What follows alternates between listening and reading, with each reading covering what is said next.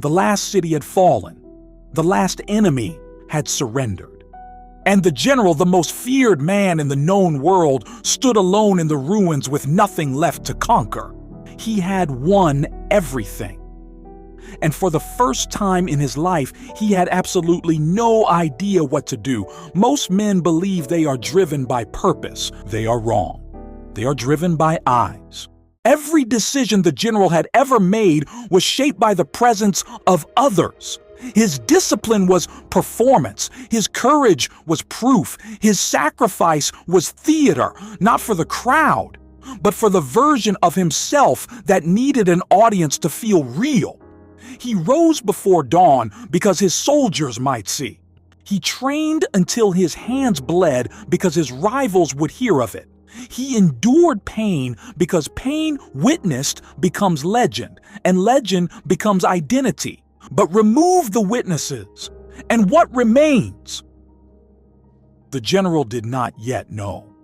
He stood in the silence of total victory. He felt something he had never felt before. Not peace, not satisfaction, emptiness. The kind that arrives when the fuel you have been running on was never inside you at all. He had mistaken the eyes of others for an internal engine. He had built an empire on a foundation he never inspected.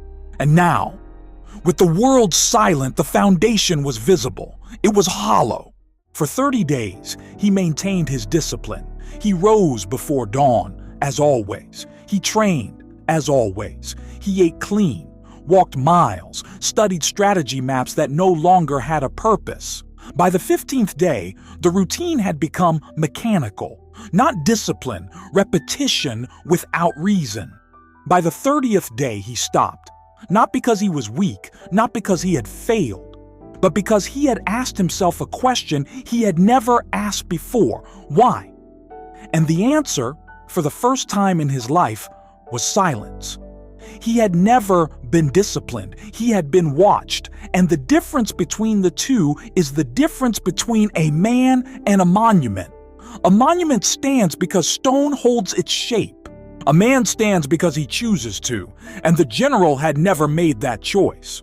He had simply never been alone long enough to discover that without an audience, he had no reason to stand at all. The training stopped. The waking stopped. He sat in the empty war room where he once commanded thousands, and he felt the full weight of a truth he had spent his entire life avoiding. He did not know who he was without someone to impress. He was not broken by defeat. He was broken by the absence of witness.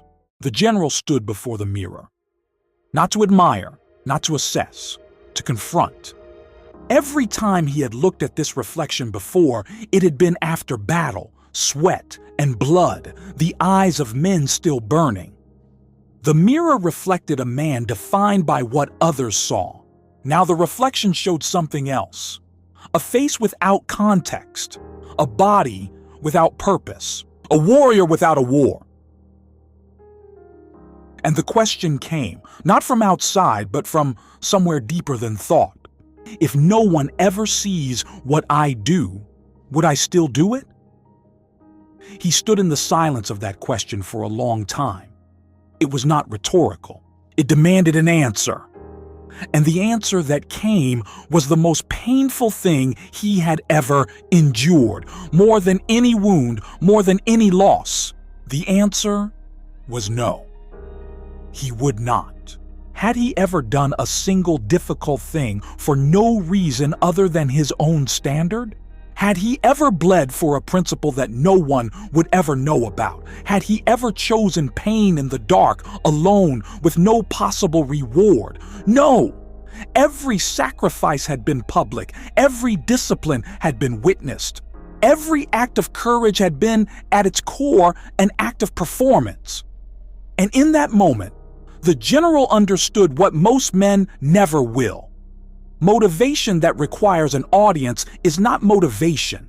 It is vanity wearing discipline as a disguise. He began again, not as the general the world knew, but as something unmarked, unnamed.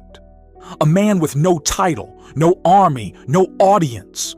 He held himself to a standard that existed in one location only, his own mind. The first weeks were the hardest. Not physically, the body remembered its training. But mentally, the absence of witness was a void that screamed.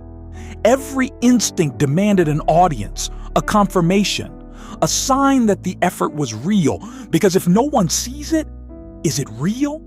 If no one knows, does it count? He trained through that void.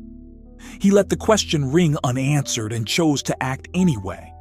And slowly, not in days, but in weeks, something shifted. The action stopped needing a witness to feel real. The discipline stopped requiring an audience to justify itself. The standard moved from outside to inside, from the eyes of others to the silence of his own mind. For the first time in his life, his discipline was not performance. It was identity. Most men are motivated by external eyes. Remove the audience and they collapse. The truly built man performs for an internal standard no one else can see or measure, and that standard does not bend when the world looks away.